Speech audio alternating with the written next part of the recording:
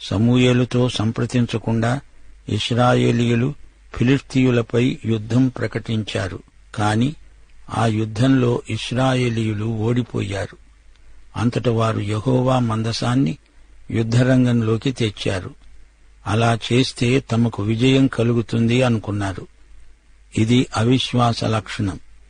ఏ పదార్థానికి, వస్తువుకు అతీత శక్తులను ఆరోపించకూడదు. చివరికి ఏమైంది?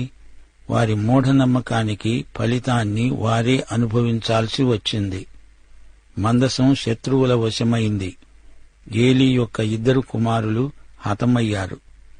ఈ విషాద వార్త విని ఏలీ హఠాత్తుగా చనిపోయాడు.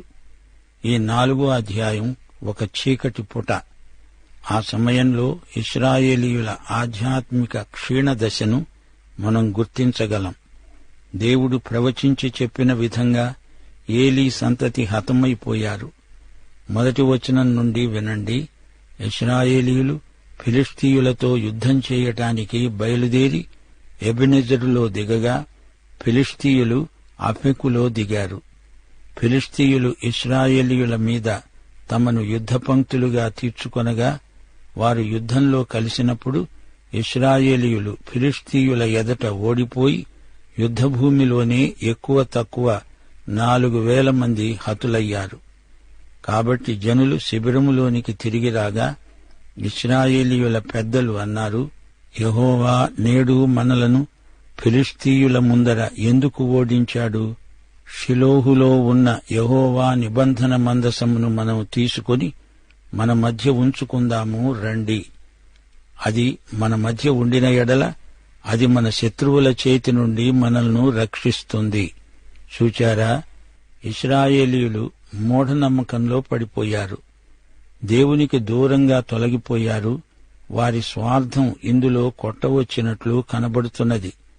వారు దేవుణ్ణి సంప్రదించలేదు. తమంతట తామే ఫిలిష్తీయులతో యుద్ధానికి బయలుదేరారు. అప్పుడేమి జరిగింది? ఓటమి చవిచూచారు. యుద్ధంలోకి యెహోవా మందసాన్ని తీసుకువెడితే విజయం ప్రాప్తిస్తుంది అనుకున్నారు. మందసాన్ని గురించి వారు ఏమి ఆలోచించారు? మందసాన్ని యొర్దాను నది గుండా మోసుక తెచ్చారు. దేవుడు నదిని చీల్చి వారికి దారి ఏర్పరచాడు. మందసం విజయమిచ్చే వస్తువు అనుకున్నారు. ఏ వస్తువులోనైనా ఆధ్యాత్మిక శక్తి ఉంది అనుకుంటే అది కేవలం భ్రమ. నదిని చీల్చింది మందసం కాదు, దేవుడు. మందసంలో దేవుడు కూర్చొని ఉండలేదు. మందసమేమీ విగ్రహం కాదు. దేవుణ్ణి పెట్టెలో పెట్టగలవారెవరు? శక్తి అంతా దేవునిలో ఉన్నది, ఆయన సన్నిధిలో ఉన్నది. శక్తి దేవుడు అనే వ్యక్తిలో ఉన్నది. సోదరీ సోదరులారా, ఈ రోజున క్రైస్తవులలో కూడా మూఢనమ్మకాలు పొడసూపుతున్నాయి. ఏవేవో పద్ధతులు వాడి అదే దేవుడు అనుకుంటున్నారు. పద్ధతుల వలన సమస్యలు తీరవు. ఆధ్యాత్మిక వ్యక్తులు దేవుని మీద ఆధారపడతారు. మిగతాదంతా గుడ్డి విశ్వాసం, మూఢనమ్మకం. క్రీస్తునందు శక్తి ఉన్నది. ఆయనతో ఉంటే మనకు విజయం, లేకపోతే అపజయం. అదే అసలు సంగతి.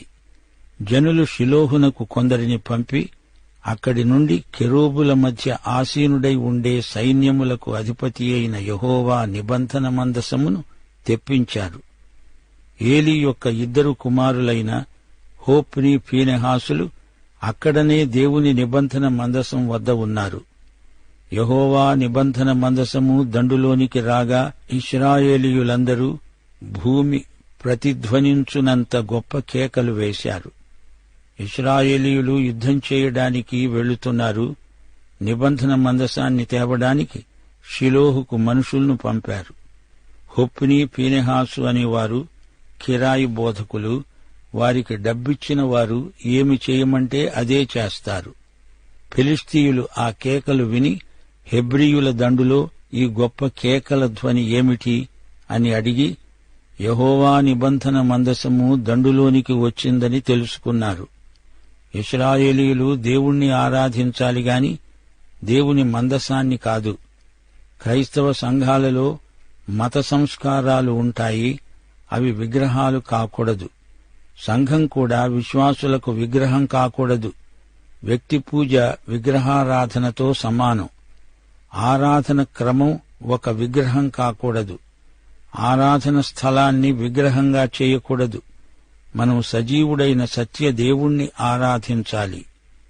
ఫిలిష్తీయులు జడిసి దేవుని మందసము దండులోనికి వచ్చిందని అనుకుని తమలో తాము చెప్పుకున్నారు, అయ్యో మనకు శ్రమ, ఇంతకు ముందెప్పుడూ ఇలాగు సంభవింపలేదు. అయ్యయ్యో, మహాశూరుడైన ఈ దేవుని చేతిలో నుండి మనల్ని ఎవరు విడిపింపగలరు? అరణ్యమందు అనేకమైన తెగుళ్ల చేత ఈజిప్టు వారిని హతం చేసిన దేవుడు ఏనే కదా. ఫిలిష్తీయులారా, ధైర్యము తెచ్చుకొని వారు మీకు దాసులైనట్లు మీరు హెబ్రీయులకు దాసులు కాకుండా బలాఢ్యులై యుద్ధము చేయండి. ఫిలిష్తీయులు విగ్రహారాధికులు, అందుచేత వారు మందసాన్ని చూచి అదే దేవుని విగ్రహము అనుకున్నారు. ఫిలిష్తీయులు అన్యులు, వారిలో మూఢనమ్మకాలు కోకొల్లలు. వారు యెహోవా శక్తిని గురించి విన్నారు. ఆయన కూడా తమ దేవుళ్లలాంటి వాడే అనుకున్నారు. ఫిలిష్తీయులకు ఇశ్రాయేలీయులకు మధ్య యుద్ధం జరిగింది. ఇశ్రాయేలీయులు ఓడిపోయారు. ఎందరో హతమైపోయారు. శత్రువులు మందసాన్ని పట్టుకున్నారు. ఏలీ కుమారులైన హోప్నీ ఫీనెహాసులు హతమయ్యారు. ఇశ్రాయేలీయులు ఓడిపోయి తమ డేరాలకు పరిగెత్తి వచ్చారు. అత్యధికమైన వధ జరిగింది. ఇశ్రాయేలీయులలో 30,000 కాల్బలం కూలింది. దేవుని మందసం పట్టబడింది. ఆనాడే బెన్యామీనీయుడు ఒకడు యుద్ధభూమిలో నుండి పరుగెత్తి వచ్చి చిరిగిన బట్టలతో తలమీద ధూళితో షిలోహులో ప్రవేశించాడు. అతడు వచ్చినప్పుడు ఏలీ మందసము విషయమై గుండె అవిసిపోతూ ఉండగా పీఠము మీద కూర్చుండి ఎదురు చూస్తున్నాడు. ఆ మనుష్యుడు పట్టణములోనికి వర్తమానము తేగా పట్టణస్థులందరూ కేకలు వేశారు. ప్రియశ్రోతలు, ఏలీ వృద్ధయాజకుడు. అతనిలో ఎన్నో బలహీనతలున్నాయి. అతడు దేవుని ప్రధాన యాజకుడు. ఎంత చెడ్డా, దేవుని విషయాలంటే అతనికి శ్రద్ధ లేకపోలేదు. ఏలీ ఆ కేకలు విని ఈ గల్లంతు ఏమిటి అని అడుగగా ఆ మనుష్యుడు త్వరగా వచ్చి ఏలీకి సంగతి తెలియచెప్పాడు. ఏలీ 98 సంవత్సరాల వయస్సు గలవాడు. అతనికి దృష్టి మందగించింది. అతనికి కండ్లు కానరావు. ఆ మనుష్యుడు ఏలీతో అన్నాడు, యుద్ధంలో నుండి వచ్చిన వాడను నేనే. నేడు యుద్ధములో నుండి పరుగెత్తి వచ్చాను. ఏలీ అడిగాడు, నాయనా, అక్కడ ఏం జరిగింది? ఇశ్రాయేలీయులు ఓడిపోయారనే వార్త అంతటా పాకింది. ప్రతిచోట హాహాకారాలు చెలరేగాయి. ముసలివాడు వృద్ధుడైన ఏలీ ఏమి జరుగుతున్నది అని అడుగుతున్నాడు. వచ్చిన వ్యక్తి చెప్పాడు, ఇశ్రాయేలీయులు ఫిలిష్తీయుల ముందర నిలువలేక పారిపోయారు. జనులలో అనేకులు హతులయ్యారు. హోప్నీ ఫీనెహాసు అనే నీ 2 కుమారులు మృతులయ్యారు. దేవుని మందసం పట్టబడింది. దేవుని మందసము అనే మాట అతడు పలకగానే పీఠము మీది నుండి వెనక్కుపడి మెడవిరిగి చనిపోయాడు. అతడు అసలే వృద్ధుడు, బహుస్థూలకాయుడు. అతడు 40 సంవత్సరాలు ఇశ్రాయేలీయులకు న్యాయం తీర్చాడు. తన కొడుకులు చచ్చారని విన్నాడు, తమాయించుకున్నాడు. కాని దేవుని మందసం శత్రువుల చేతిలో పడింది అని వినగానే ఆ పళాన వెనక్కు విరుచుకపడిపోయి మెడవిరిగి చనిపోయాడు. అసలే లావుపాటి మనిషి. అతనికి గుండెపోటు వచ్చింది. నిజమే, అతడు ఆధ్యాత్మికంగా బలహీనుడు. బిడ్డలను గద్దించలేకపోయాడు. అదీ నిజమే. అయినా అతడు దైవసేవకుడని మనం మరచిపోకూడదు. ఏలీ మరణం తరువాత సమూయేలు దేవునికి ఏకైక ప్రతినిధి అయ్యాడు. ఫీనెహాసు భార్య కనే ఘడియలు వచ్చాయి.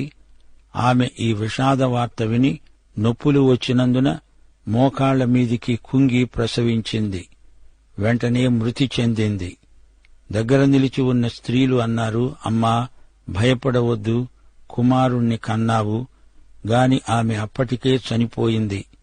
ఆమె చనిపోతూ అన్నది, ప్రభావము ఇశ్రాయేలీయులలో నుండి పోయింది గనుక ఈ బిడ్డకు ఈకాబోదు అనే పేరు పెడుతున్నాను. దేవుని మందసం పట్టబడింది. ప్రభావము ఇశ్రాయేలీయులలో నుండి చెరపట్టబడింది. సోదరీ సోదరులారా, ఈ మాట విన్నారా? ఈకాబోదు అనే మాటకు అయ్యో మహిమ పోయిందే అని అర్థం.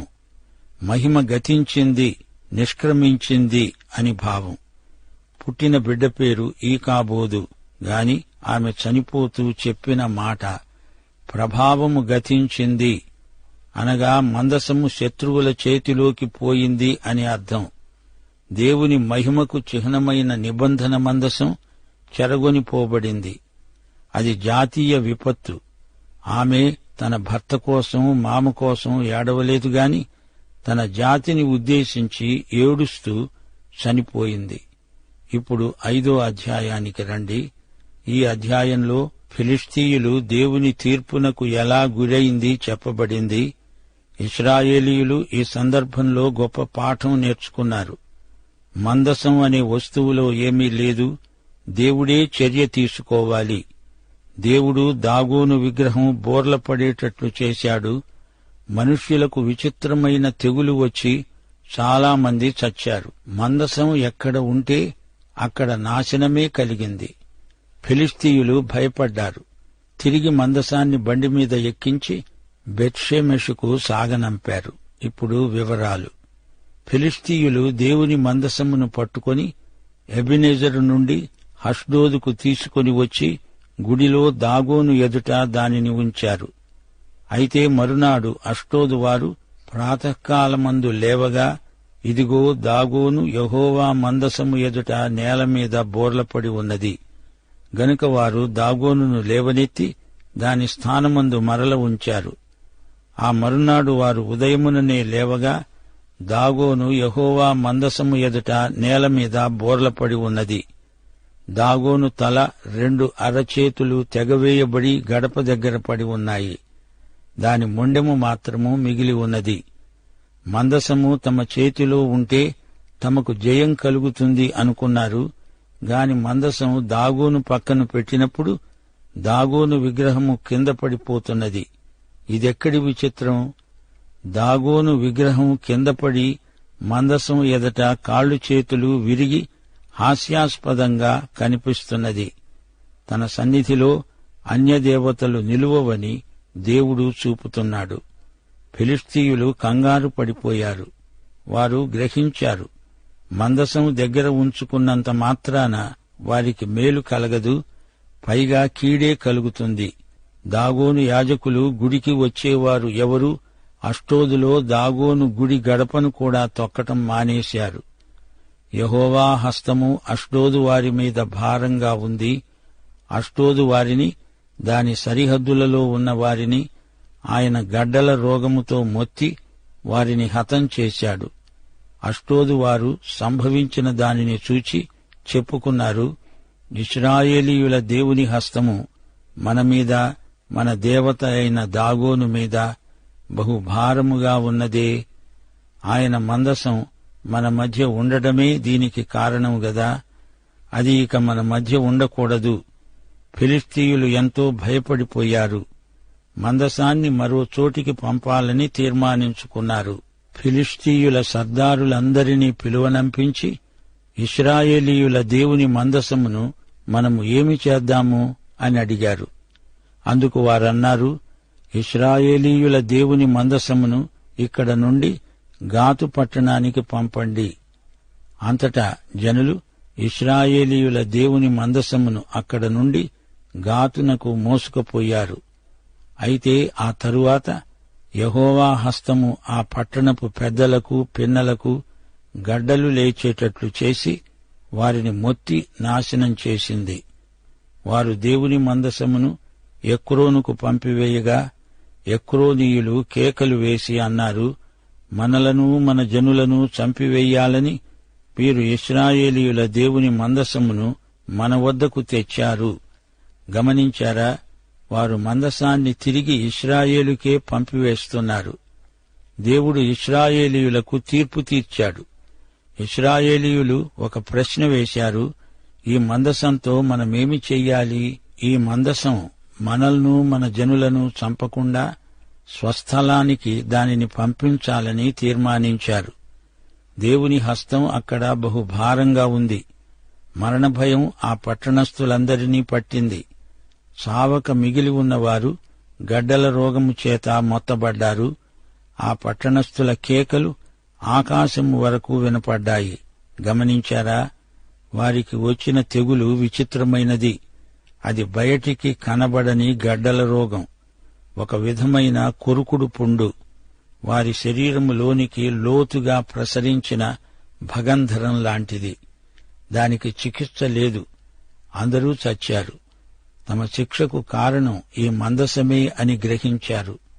వారికి మహానాశనం ప్రాప్తించింది. 55 కీర్తన 4వ వచనం దావీదు అంటున్నాడు, నా గుండె నాలో వేదన పడుతున్నది, మరణ భయం నాలో పుడుతున్నది. ప్రజల్లో మనోవేదన అధికమైంది. వారు పెడబొబ్బలు పెట్టారు. సోదరీ సోదరులారా, దాగోను దేవత పడిపోవటం విచిత్రమైన సన్నివేశమనిపిస్తోంది. సత్యము, నీతి, ప్రేమ ఈ మూడు కలిసి సువార్త నినాదమై బలంగా ప్రకటించబడాలి. మన ఆయుధములు శరీర సంబంధమైనవి కావు. సువార్త ఆధ్యాత్మిక ఆయుధం. ఫిలిష్తీయులు సత్యదేవుణ్ణి ఎరుగరు. దేవుడు స్థాణువు కాడు. ఆయన సర్వవ్యాపి. ఆయన మన సృష్టికర్త. సువార్తను ఎరుగని ప్రజలకు నిరీక్షణ లేదు. ఎఫెసీ పత్రిక 2వ అధ్యాయం 12వ వచనం, వాగ్దాన నిబంధనలు లేని పరజనులు, నిరీక్షణ లేనివారు, లోకమందు దేవుడు లేనివారు, క్రీస్తుకు దూరస్థులు. 74వ కీర్తన 20వ వచనం, లోకములో ఉన్న చీకటి గల చోట్లు సువార్త వెలుగు చేత నింపబడాలి.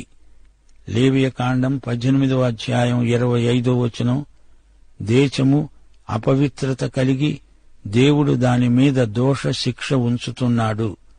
ఆ దేశమందు కాపురమున్న వారిని అది వెళ్లగక్కి వేస్తున్నది.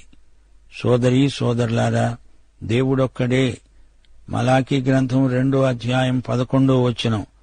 జాగ్రత్తగా ఈ వచనాన్ని ధ్యానించండి. యూదావారు యెహోవాకు ప్రియమైన పరిశుద్ధ స్థలమును అపవిత్రపరిచారు. ఇప్పుడు మనం యేసుక్రీస్తు సువార్తను ప్రకటించాలి. యేసుక్రీస్తు ప్రజానీకాన్ని చూచి కనికరముతో కన్నీరు కారుస్తున్నాడు. సర్వసృష్టికి సువార్త ప్రకటించాలి. ప్రియ శ్రోతలారా, సంసోను ఏమి చేశాడో మీకు జ్ఞాపకమున్నదా? యెహోవా దేవుని పేరట దాగోను దేవత మందిరాన్ని నేలమట్టం చేశాడు. ఫిలిష్తీయులు ఈ అధ్యాయంలో అష్టోదులో దాగోను దేవత గుడిలో యెహోవా మందసాన్ని ఉంచారు. తాము జయించామనే గర్వంతో తమ ఆధిక్యాన్ని చూపుకోవడానికి అలా చేశారు. ఒకసారి దాగోను పడిపోతే మరోసారి దాన్ని ఎత్తి కూర్చోబెట్టారు. ఈసారి దాగోను పడడమే కాదు, పడి విరిగిపోయింది. ప్రజలకు గడ్డల రోగం వచ్చింది. వీరు మందసాన్ని షిలోహుకు పంపలేదు, ఆయా చోట్లకు తరలిస్తూ వచ్చారు. ఇంత జరిగినా వారు యెహోవా వైపు మరలలేదు. మందసాన్ని తిప్పి పంపివేశారు గాని నిజమైన దేవుణ్ణి వారు నమ్ముకోలేదు. సోదరీ సోదరులారా, ప్రజలు తమ మూఢనమ్మకాలను సమర్థించుకోవడం పరిపాటి. ప్రజలు సత్యాన్ని తృణీకరించి పితృపారంపర్యమైన వ్యర్థ ప్రవర్తనకు లోబడతారు. పరిశుద్ధ దేవుడు తమకు సమీపంగా ఉన్నప్పుడు ఆయనకు దూరం కావటం అవివేకం. ఈజిప్టులో యెహోవా ఎన్ని అద్భుతాలు చేసినా ఫరో మనస్సు మారలేదు. మరో మాట, ఇశ్రాయేలీయులు ఫిలిష్తీయులకు యెహోవా దేవుని గురించి చెప్పి వారిని మార్చవలసి ఉండగా తామే మూఢనమ్మకాలకు లోనై నష్టపోయారు.